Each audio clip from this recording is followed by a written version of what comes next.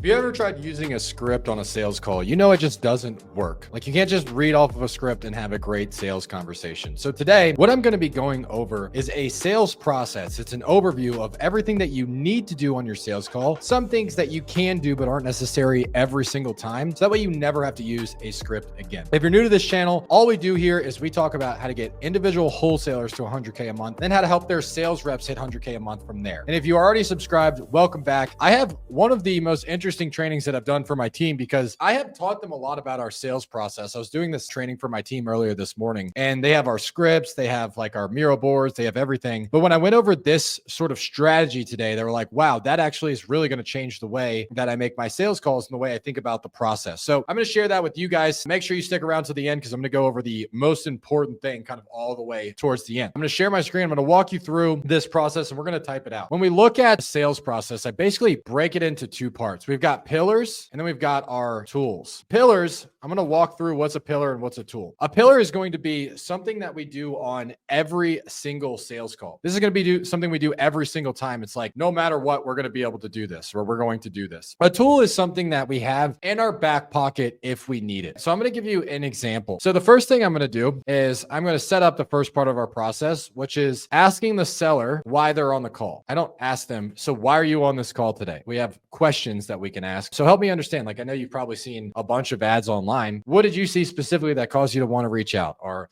I'm sure you get a bunch of calls on this. What about your conversation with Jim caused you to want to have a conversation with me, right? Something along those lines. Now, is this a pillar or a tool? This is something I need to ask every single time. Why do I need to ask this every single time? One, what this does is it changes the frame of the call from the seller has something that I want to I have something that the seller wants. It's like, yeah, why did you reach out to me? What caused you to want to look into this further? What caused you to want to have a further conversation about this? That's the first thing that it does. The second thing that it does is it immediately gets them to talk about the most important thing to them. So they might say, oh, I saw in your ad that you can sell the property quickly. I saw in the ad that you can do X, Y, and Z. So immediately this is going to get us what we need to take the call in the right direction. I have tools that I can use here. If the seller gives me a vague answer, they say something along the lines of, I don't know, I just want an offer. I have tools that I teach inside of my training that get the real answer from the seller. But the most important thing is that I find this at the beginning. From there, we're going to do another one. Let's talk about stage setting.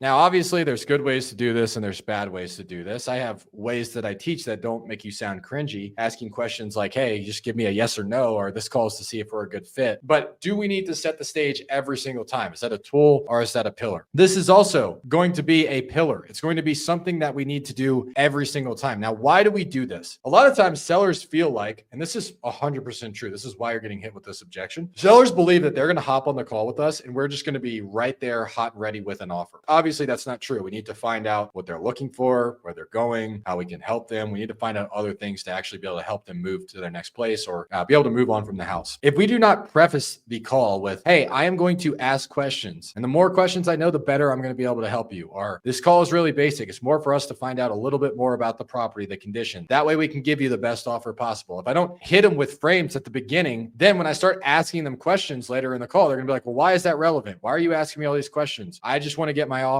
And as I was talking to my sales team about this, he was like, yeah, like I had that happen the other day. And I was able to just revert back to the beginning of the process where I said, hey, remember, I did say I'm going to ask you these questions. That way I can make sure I can help you. So that's why I asked that question. They're like, oh, that makes sense. Boom, they give them the answer. So setting the stage, that is another pillar. So let's go to the discovery phase. Now, I am not talking about asking the seller why they're looking to sell. I'm talking about getting the overall, like their overarching situation. And so I'll just put in parentheses, finding out their situation. Do we need to do that every single time? Yes. And why do we need to do that? The reason that we need to do that every single time is because if we don't do it, we might ask a stupid question later. What I mean by that is, let's say you ask a seller, so tell me, why are you looking to sell the property? And they go, oh, well, it's just a little bit expensive. And you go, okay, well, how do you mean expensive? They're like, well, you know, the mortgage just went up because we were on an adjustable rate mortgage. And then on top of that, the insurance went up. So it's just a lot to bear. And then you ask a question like, okay, well, where are you moving next that's going to be less expensive? And they go, what are you talking about? This is a rental property. Like, I don't live here. Now you look like an idiot. And now they think you're not listening, right? But you were listening. You just didn't ask the right question. So the first part of my process, I always want to go deep on a discovery. Like sometimes people have complicated situations. They inherited the property. The brother lives there, but the sister doesn't want to sell because she's got an ex-boyfriend that's out in Kansas, like blah, blah, blah, right? We need to go deep on the discovery to figure out everything. So that way we know what questions to ask and how we can help them. All right. So that's a huge part of it, is making sure that you go deep on your discovery. You'll understand the entire phase. I'm going to talk about another question. Let's do asking them why they don't go with a realtor. Is that a pillar or a tool? That is a tool. Now, why do I say that? First of all, some people inside of the problem awareness phase, they just tell you, they're like, hey, I'm trying to avoid the showings. I'm trying to avoid the time frame, whatever they say. Like, they're just going to tell you why they're not working with a realtor. And then if you ask that question, you're going to look like a jackass. I never just ask the question, so why don't you go list with a realtor? Especially if they gave me a bunch of reasons why they won't. They're either going to think that we're not listening, or what they're going to do is they're going to say, well, honestly, I haven't thought about that. I might do it. And so I teach my students how to ask that question differently, but we're going to ask that question when needed. It's very similar to asking a seller. Like, this is one of the dumbest things I ever heard on a sales call, is somebody asked the seller, well, have you talked to any other companies yet? Or have you gotten any other offers yet? That's like the equivalent of you asking a girl that you just started dating if she's talking to other guys. Literally, it's what you sound like. It sounds desperate. It sounds weird. And then one of the other things that it's going to do is the seller's like, well, not yet, but now I'm going to, because you recommended that, right? Or because you planted that in my head. And so I'll just loop that in with like objection prevention, right? Is asking questions about other companies when you don't need to. We're not going to plant that seed in their head unless we actually need them to. So in our discovery, what we're trying to do, there's a couple of different things. It's going to prevent us from asking a bunch of dumb questions later, but also what it's going to do is it's going to help us find a vein. Okay. Once we find the vein, we'll be able to go deeper on the problem. So far we have asked the seller, hey, what's the main reason that you're on the call today? We set the stage. We've gone through our discovery phase, right? So we found out what the entire situation is, and then we find that vein. Like, what's the main reason that they're looking to sell? Now from there, let's talk about emotional impact. And so I actually like to call this problem impact. So one of the things that I mean, every sales trainer and their mother knows that you're supposed to find the motivation. But one of the biggest things that other sales trainers miss is it does you nothing to go, okay, well, why are you looking to sell? They're like, well, I'm trying to move closer to my grandkids. Okay, got it. And then you move on to the next one. Or they say, well, the property's too expensive. Okay, got it. And you move to the next one. It does nothing. That's not what actually changes human behavior. And so problem impact is going to be a pillar. It's going to be something that we do every single time. On every single call, we go into problem impact. The reason that we do that is, number one, this creates urgency. So if at the end of your call, you're getting sellers that say, hey, I need to think about this for a week or so, or I need to talk to a bunch of people, or I'm not sure that this is the right time. I need to explore some other options. What that tells me is that you did not properly create urgency. Okay. So you need to be able to create urgency. And the way you create urgency is by feeling a problem. And what I mean by that is, this is a really good example. If you go into a hospital and let's say like you had an emergency, you go to a hospital and you ask them, how much is this going to cost? They're like, you can't worry about that, which is literally what doctors are trained to say. Like, you can't worry about that. This is something you need to get done. You're like, fuck, I have urgency. I'm going to do this. I don't care about the price. I don't care about anything because it's that important to you. And when you get the seller to feel that something's extremely important, it creates urgency for them to want to do it more. Same reason that when we look at our priorities at the beginning of the day and we go, okay, what's the most important thing? It's like that makes us want to do that more because it's more urgent. And so we need to be able to create urgency by going deeper on problem impact. And so we do that every single time. The other thing that it does is it helps the seller feel the extent of their problem. And what I mean by this is a lot of times sellers, yes, they're aware that they have a problem, but they haven't really felt the extent of it. So let's say, for example, that you're talking to a friend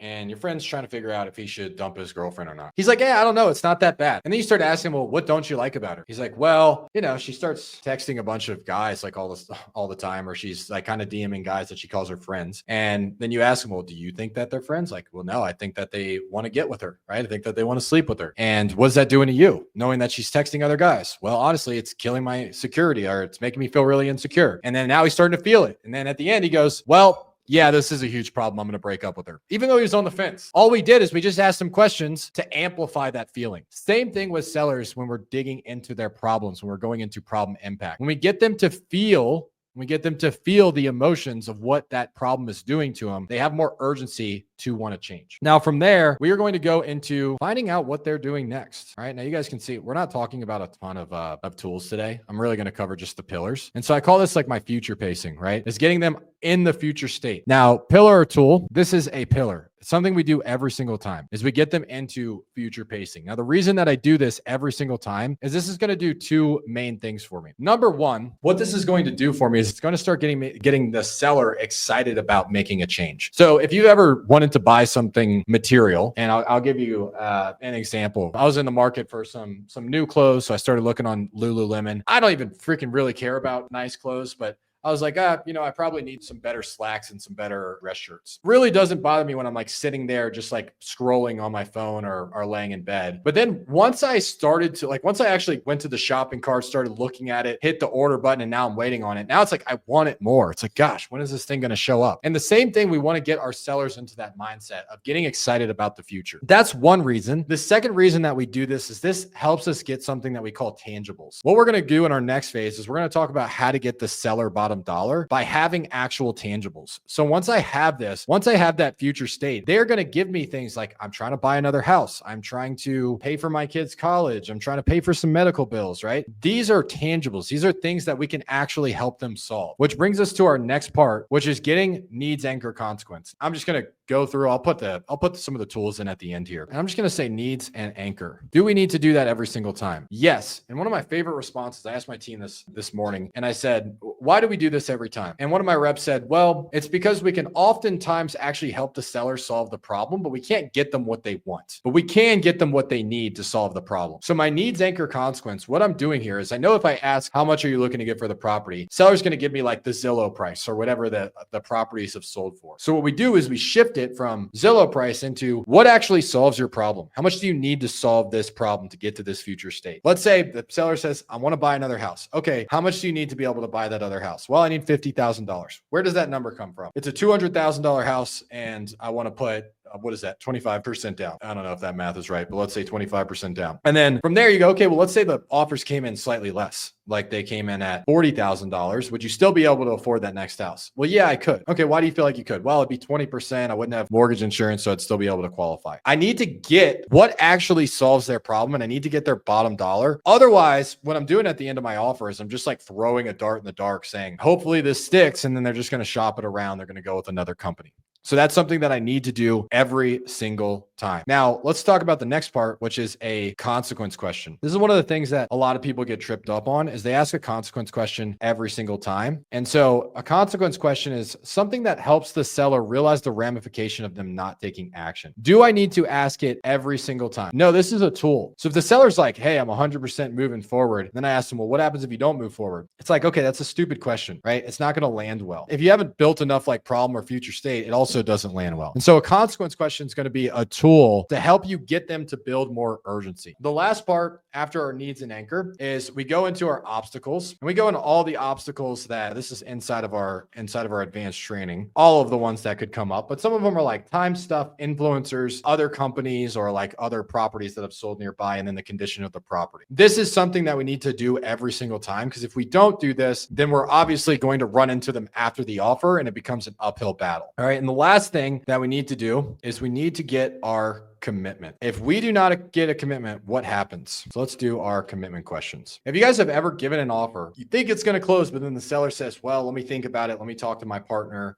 Let me do X, Y, and Z. You obviously this is why that didn't happen. I'm going to show you guys the importance of a commitment question. I'm going to ask the seller, if I can solve A, B, and C for you, what would be your biggest concern? This is going to do two things. One, this is the final inspection for any other objections. It's like my final walkthrough. Are there any other objections that are going to come up? The second thing this is going to do, this is going to make it very hard for them to backtrack. Like, no, honestly, if you can give me the 40,000 I need to buy the next house, you can do it in the next 3 weeks, and you help me with your stuff, I'm just going to be good. I'm going to be ready to move forward. And so there, when you're like, all right, cool, I'm able to help you with that. These are the next steps. If they start backtracking, you can go on, hold on, I'm a little confused. It did sound like the price worked, the time frame worked, and XYZ worked. So what's really going on? And then at that point, really the only thing you have to overcome is just a fear objection. And so to do a recap of the entire process, like what do you need to do? What do you not need to do? This is what it is. Step one, we need to ask the seller, what was it that caused them to want to have this conversation? Whether it was a cold call, a text, a piece of mail. I need to know what they saw or what made them want to reach out. Then I need to set the stage so they don't interrupt me and ask a bunch of questions during my process. It helps me gain control over the conversation. I need to understand their full situation in my discovery phase. I need to get them to feel their emotions and my problem impact. So that way they create urgency. I need to get them excited about the next chapter after they sell the property, which also helps me get their tangibles. How much do they need to solve this problem? Once I do that, I clarify, I get those needs, I anchor on the needs to make sure that I'm actually getting the absolute bottom dollar. I uncover any obstacles that would prevent me from closing the deal. And the last thing I do is I get the commitment. If I can solve their problem, would they have any other concerns? What would they want the next steps to be? And so hopefully this was helpful. Now, this is literally just like the tip of what we go through in our advanced inner circle. So if you guys want more training on this, I'm going to drop a link inside of the comments or inside of the description where you guys can book a call, talk to somebody on my team about getting a higher level of training